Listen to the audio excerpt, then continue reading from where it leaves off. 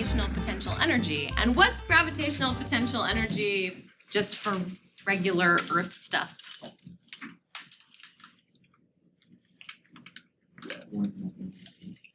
That's kinetic energy. MGH, yes, MGH. So let's talk about gravitational potential energy. We're back to our cat. It's not as simple as just MGH or MGY once we're dealing with stuff that's not on the surface of the Earth, because remember, MGH comes from our MG, which means it's for being on Earth.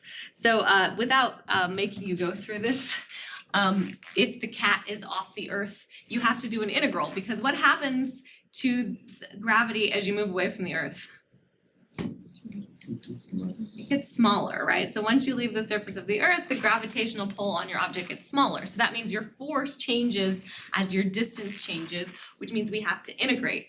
So if we want to figure out the work of something, and remember the way we calculate potential energies is always with work, we take the force dotted with the distance, we integrate it, we pull out all these things because they're constant, and you end up with something that looks like negative g mass 1, mass 2 divided by r. It's no longer squared, okay? So our potential energy is actually an inverse, and what that means is as you pull something away, right, you also notice it's negative, it's still attracted back. So where is 0 in this case? Where is potential energy 0? Gravitational potential energy. On the Earth's surface. Well, no, on the Earth's surface, you plug in Earth's radius, right? So that's going to give you a negative value. So we'll have some negative potential energy on Earth, okay? Where is potential energy going to, how do you make this thing 0? Because these are, you can't change these. What's the only variable you can change? R. R. So at what R will this be 0? It'll be the same. Should we divide things by 0? No. What happens when we divide by 0? Yeah, error.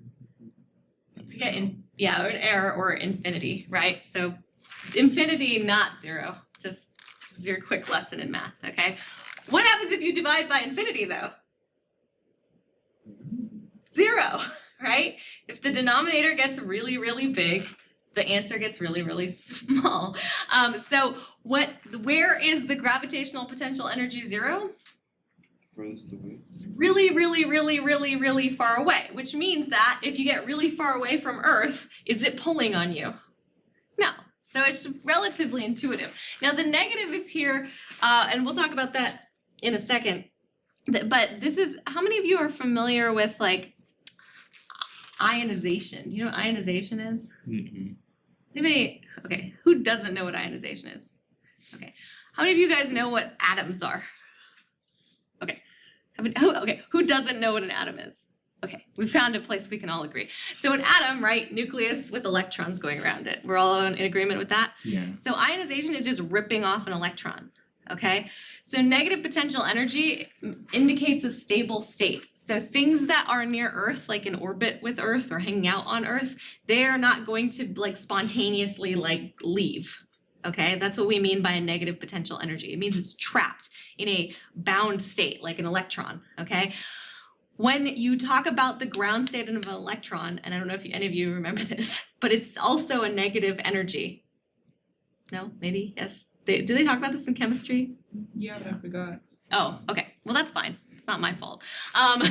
So if you pull off an electron, that means you get to 0 potential energy. That means you have to get the electron far enough away that it doesn't get sucked back into the nucleus, okay? So the atom. That's not really a great description, but you get the idea. So negative potential energy means you're in a bound state. 0 is like you're far enough away that it's not bugging you anymore. And then there is no real like positive potential energy in this situation, okay? So what that looks like is that you have Earth, here's your curve, right? And we have our total energy. And what does total energy always look like on an energy graph? We're digging deep. Flat line, yes, yes. So we have this flat line, this is the total energy. So your stable state, right, the place that this thing wants to be is where your orbital radius gives you this this potential energy where it crosses the total energy, okay? You can move things in and out, but this is what it means to have a negative potential energy. What are we talking about? Oh, escape velocity. So let's say we fire a rocket straight from the surface of the Earth. We want to know what speed the rocket needs to escape from the gravitational pull of the Earth and never return. The mass of the Earth is what we just said, mass radius of Earth, okay? So we're gonna do this as a conservation of energy problem because, I mean, almost all problems, if you're not sure what to do, just start with conservation of energy.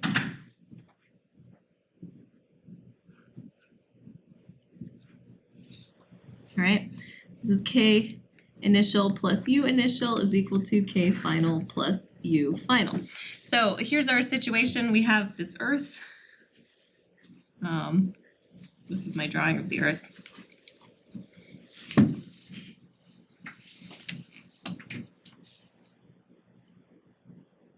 Okay, and add some green.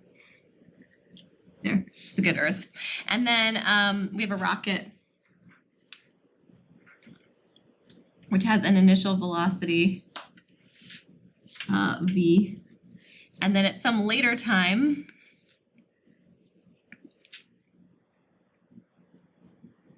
we have this Earth, we'll put it here, and then there's a rocket way over here.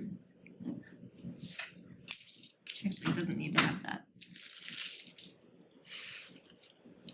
So here's our rocket, here's our Earth, okay? So what are our initial things that we're dealing with? So let's start with initial. What's our initial potential energy? Well, let's start with our initial kinetic energy. Is it 1/2 mv squared I? Yeah, 1/2 mv squared. So kinetic energy initial is 1/2 mv squared. Where are we getting that 1/2 mv squared?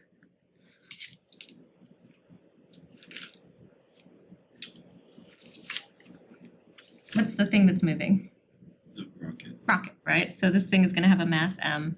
This thing will have a mass big M, okay? What about our potential energy?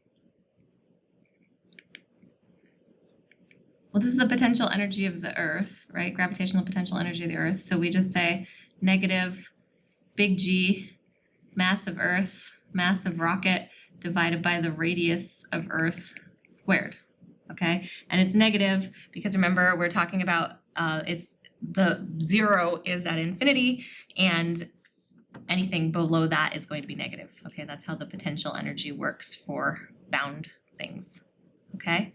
How about the final state? What should our final kinetic energy be?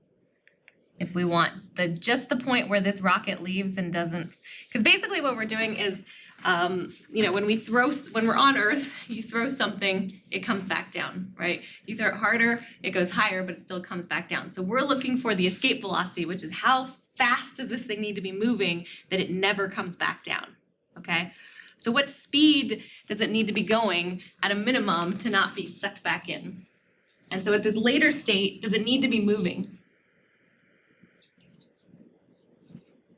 No, it just has to be far away enough. Yeah, it doesn't need to be moving, it has to be far away. So kinetic energy is 0 at the minimum speed, okay?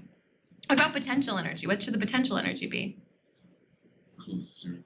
0, right? Because we know it should be approximately infinity away, okay? So by which we mean physics infinity, which means for the practical purposes, since infinity, it doesn't feel the gravitational pull of the Earth, okay? So here's our setup. Then we just plug this into our equation. So we get 1/2 mv squared minus g m over r squared is equal to 0, okay? Then we're just doing some algebra. So the little m's go away, so it turns out the mass of the rocket doesn't matter, which is important because escape velocity is the same for anything regardless of its mass, okay? So whether it's a baseball that you throw at this speed or a rocket that you shoot at this speed, the mass doesn't matter, but the speed does, okay? So we move some stuff around and we end up with a velocity that is 2g big M over the radius of Earth. Oh, sorry, this isn't squared. I don't know why it says squared. This shouldn't be squared. Remember, potential energy is not squared. Okay. And when we plug in our values, that's 2 times 6.67 times 10 to the negative 11th times the mass of Earth, which is 5.98 times 10 to the 24th, divided by the radius of Earth, which is 6.37 times 10 to the 6 meters. And that's going to give us a speed of 11,200 meters per second, or you could call this 11.2 kilometers per second. Okay, so is that fast or slow? That's very fast. Very fast, yeah. How fast do you walk? Meter per second. What about 11 meters per second? What would go that fast? A car. Car? Car, that's like 22 miles per hour. So this is like 11,000 meters per second. So that means you have to, anything you want to leave Earth has to start with a speed of 11,000 meters per second to come to a complete stop at infinity. Okay? So you have to be going that fast or you just fall back to Earth. All right.